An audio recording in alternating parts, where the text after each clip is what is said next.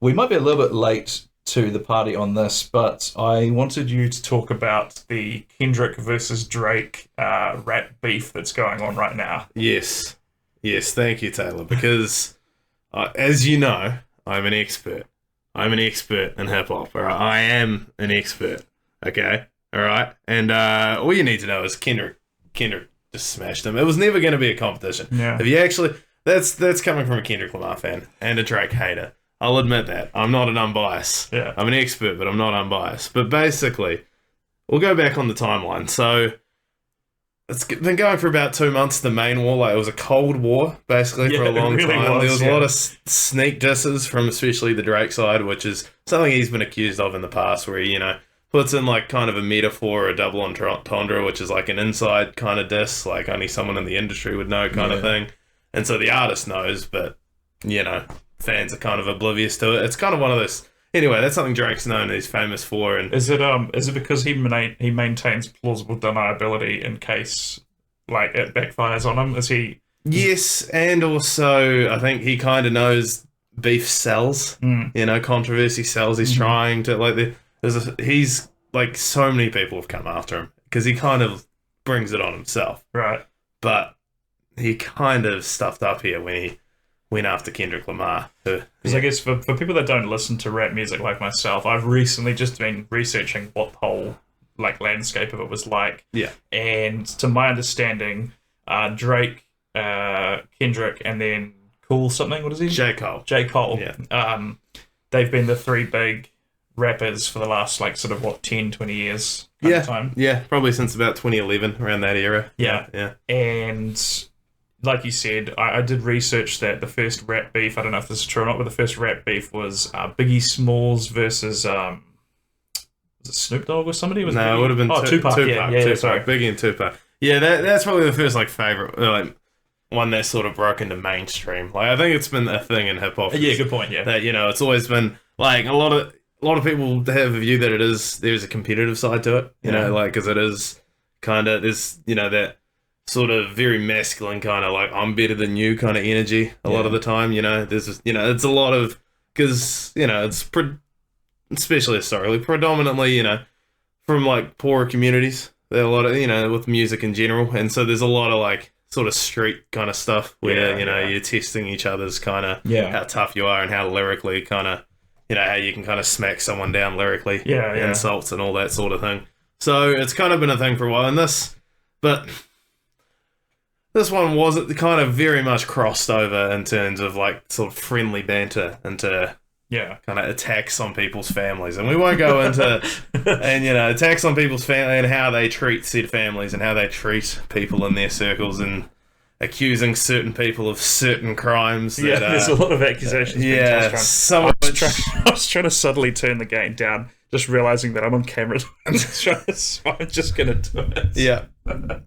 Yeah, is this going to be a quick cut or? No, we'll let it roll. We'll let it roll. Because I I was just noticing that we are, in true Hoss fashion, we are stretching the limits of these audio waves now. So okay, peak of professionalism here. Yeah. So it's like you say, it always becomes personal at some point. Yeah. And has it only just crossed over into that territory between? No, Drake went there. So kind of when it heated up. So Kendrick released a verse on like a Future song, Metro Boomin song, just one verse. Basically, the main line in that was like, because those three guys we talk about, Kendrick, Jack, and J. Cole, are kind of referred to as the big three. Yeah. And in one line, Kendrick said, "Mother F the big three, it's just big me." Yeah, that's right. It was kind of the big line from there. So then Kendrick put out some stuff. Drake put out some stuff, and Kendrick was kind of quiet for about a month, and then he dropped one song called Euphoria, and in that he kind of said, it was kind of attacking Drake's character and how he,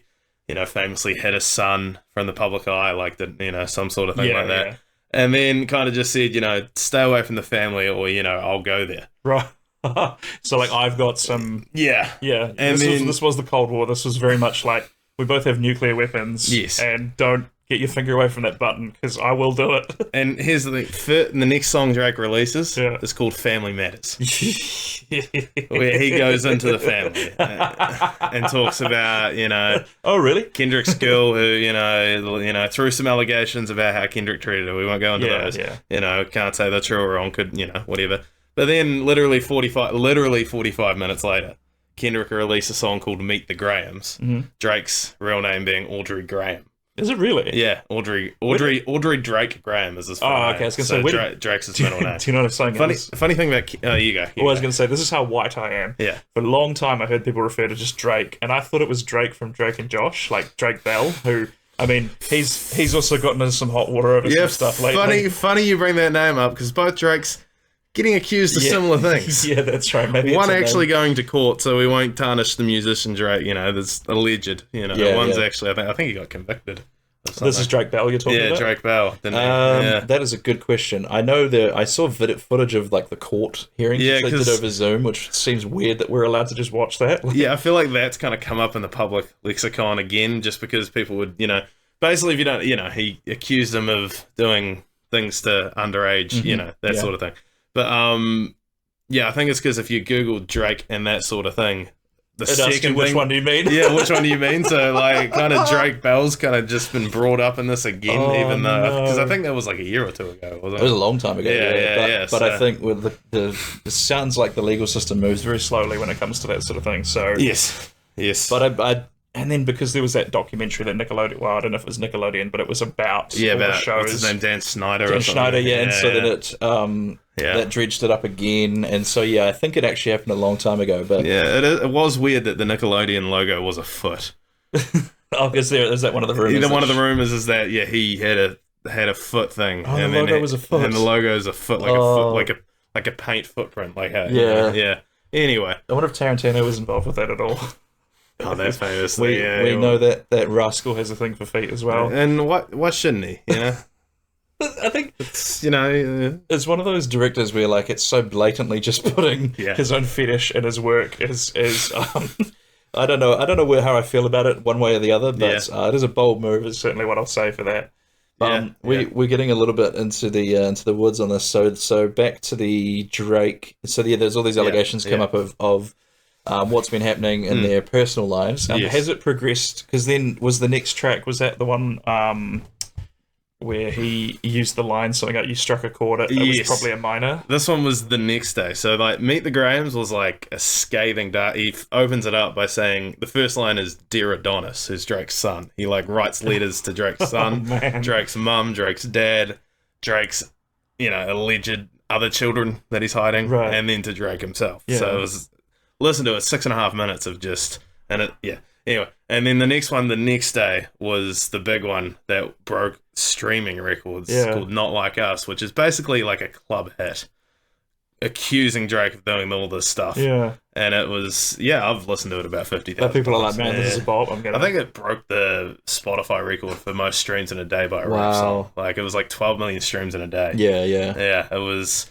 so that was a wild time. And Drake then responded again by basically saying if I was doing these horrible things, I would have been arrested. Right. That was his big comeback. The classic legal defense. Yes, and it's like, it's not like we know of rich and famous people who've been accused of other things. No, that never happens. For a long time. Yeah, never happens. Never. I'd love to see that as a legal defense. He's just like, Your Honor, honestly, my client, I'm aware that we're sentencing now, and we're in trouble. But if he was doing these horrible things, he would have been caught by now. Yes. It's like, what are we doing? Or like, it's basically like, if he was a liar, wouldn't his pants be on fire? Yeah, exactly. That's the meme. That's exactly it. Yeah. Or my client is too much of an idiot to keep getting away with this for 20 years. Yeah. So in summary, Kendrick whipped Drake. Mm-hmm. But Drake's fans won't care because he's basically a pop star and they don't care about the substance of his lyrics anyway. Yeah. So at the end of the day, they both got some publicity. We all got entertained for a week. Yeah. And do you think it's over? I think it's over. Really? I think it's over. Unless Drake comes out again and Kendrick has to put him in this place. But I think Kendrick's kind of like, this is, Yeah. He's already knocked out. You don't need to get a murder charge. Yeah. a lyrical murder charge. But well, that's great callback to the first episode, because we were talking about reasonable force when it comes to self-defense in the first episode. So that is a wonderful callback there. I was going to say as well, there was people were theorizing that this is going to be the last big rap beef, because there's not really any superstars anymore, or it's harder to. They said it's harder to make a superstar now because there's like so many different ways you can like what do you call it? Not level up, but make your way up through the rankings and stuff. What are your thoughts on that? I think it might be the biggest one we see for a while, because I would say it's the biggest since Tupac and Biggie, and I was in diapers probably back then, so I don't, but like in terms of that's an interesting thing to say, because in terms of size, like hip hop is like the biggest. I think country music's about to overtake it, but it's like bigger than Country's pop music. really been having a renaissance. Country's having a but like. So hip hop's kind of in a state where it's never been bigger than it's been. So then the biggest stars are going to be bigger, if that makes sense. Do you think? So like I'm trying to think of the cycles of like which genre was on top, because like it's been rock for a long, or it was rock for a long time. I don't think it is now. I'm not sure what the numbers are looking like. No, I don't think since probably the early 2000s, maybe. Really? So, because then it was pop music, kind of whatever, or dance music, kind of when. Because I think dance music had a wee stint when like David Guetta and Calvin Harris, almost like house kind of stuff, right? Yeah. So I think it's the lexicon on music is. It is wide, wide and vast. I think shanties are due for a comeback. Although the internet tried, I think there was a brief phase where a lot of people were listening to sea shanties on like Spotify, I think it was.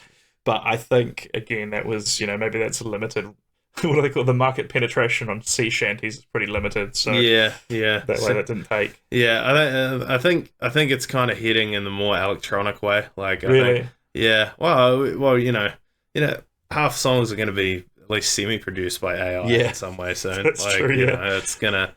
I think it's gonna be, which is Anyway, I think it's some form of EDM where it's like some sort of like high. I don't know, but then also because of the internet, everything's getting so fractured again. It is, so it's like there's all these niche communities popping up. That's right. So is anything ever going to have full mainstream crossover? Yeah. I would love to see. I've always wanted this to happen, but I would love to see a comedy beef where, because like you've seen it in little bits and pieces. I guess this is part of a broader topic we can talk about a little bit. Is because I'm a WWE, I'm a wrestling fan just in general, and what I hate is when like UFC purists will be like, oh, I hate all that WWE crap, but then like the sport was never bigger when Conor McGregor was doing all his shenanigans, and like. People love all the drama that goes into all the presses and everything like that. And so, like, it's like you said, the rappers realize that beef sells a lot of records and their profile is higher. Thanks for watching this Hosstown clip. Why not watch another one while you're at it? You can watch full episodes of the Hosstown podcast here on YouTube, or you can find them on Spotify, Apple Podcasts, or your favorite podcatcher. See you in Hosstown.